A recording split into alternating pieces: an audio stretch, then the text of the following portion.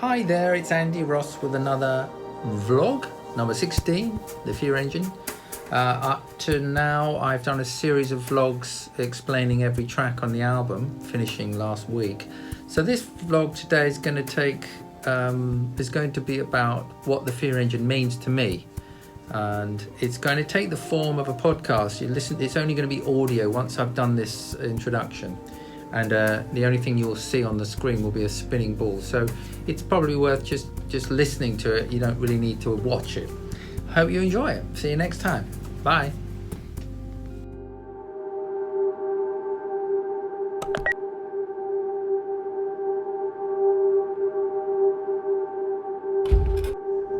So the Fear Engine is this sort of symbolism with this ball, which is representative of our unconscious fears. On the album cover, there's this man in a suit. He also appears in the film of the same name. And he is accompanied on his journey by this ball, and this silver ball is representative of his unconscious fears. And so it's always ever present, it's hovering around him. And he doesn't really know that it's there. And there's a kind of revelation moment in the film where he becomes more aware that actually a lot of the choices he's made in his life as he looks back have been seemingly out of his control, and he comes to the realization that he's been living really in partnership with his unconscious mind. You know, we have our will, we direct our lives, we make our decisions based on our conscious awareness. And then we have this other bigger part of us, our unconscious shadow self, the dark side, which is an engine. This is the fear engine. This actually directs us, and we end up making choices in life that have the power of this engine sitting behind it, which we don't understand. And therefore, a lot of these choices seem like we're not making them. They're kind of, well, how did I get myself into this situation? Why do we keep making the same mistake? I mean, that's a classic feeling with a lot of people, and I've had that myself. And the fear engine is symbolic of this driver. I wish it was common knowledge. I feel like if only we were educated with the idea that we have to live with this partner, this uncomfortable relationship with our twin, the shadow self and the mind-made sense of self. This is an uncomfortable relationship that everybody has to live with. It's just that some people are more aware than others as to its existence. And I think they have an advantage, because the closer you understand it, the closer you come to respect it, and therefore try to nurture the relationship rather than avoid it, then you've got a better chance of happiness that way.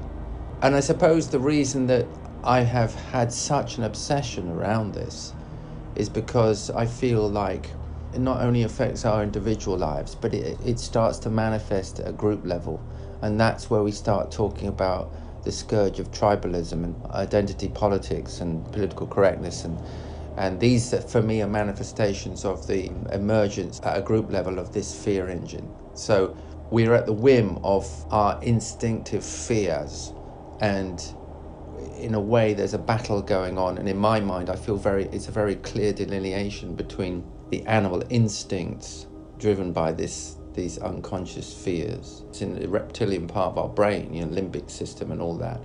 And that's one side of the camp. The other side of the camp, which I feel that I'm trying to illuminate, is there's something which we might want to call higher levels of conscious awareness, where you've got our ability to use our PFC, the prefrontal cortex, and to actually conceptualize and understand how to rationalize our way out of conflict and problems is our best chance of survival in the future as we move into a world where we're getting, there's 7.5 billion people, and the rise of climate change and COVID and mass migrations and all these sort of pressures that are coming to bear. If we don't understand our own pathologies and mass psychologies, then we're not going to be able to cope as that pressure comes down to bear. But we do, I believe, have a very good chance of coping really well if we look inward and we start to understand and utilize and see the power of higher levels of conscious awareness as a tool to be able to survive in the future.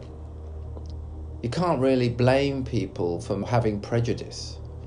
Those are manifestations and symptomatic of a deeper problem of unawareness.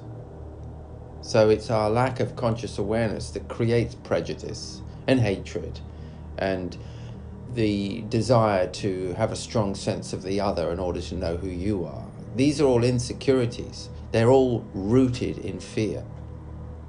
And so if we can be more aware of the dynamics that are taking place in terms of how fear drives us, then we're going to have a much better idea about how to solve our problems individually and globally. That's why I have an obsession with this concept of the fear engine in my mind. That's how I framed it, as this metaphor. So that's an attempt to explain the meaning of this whole project.